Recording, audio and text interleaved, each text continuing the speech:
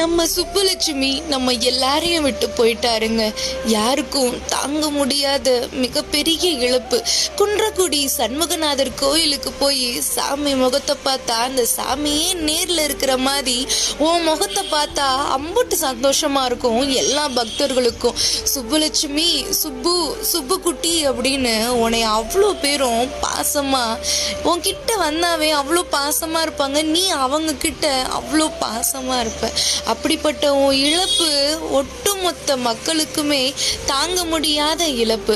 குன்றக்குடி சண்முகநாதர் கோயில்ல யானை கொட்டாயில நடந்த அந்த தீ விபத்துல வாயில்லா ஜீவன் எவ்வளோ துடிச்சிருக்கும்.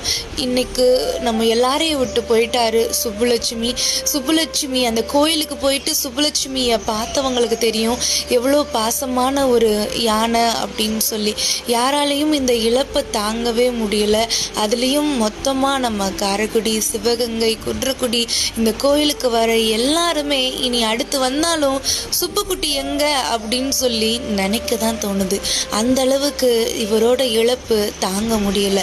வாயெல்லாம் ஜீவன் எம்பிட்டு துடிச்சிருக்கும்னு சத்தியமா அந்த வழியை கூட நம்மளால யோசிக்க முடியல. ஆழ்ந்த இரங்கல்.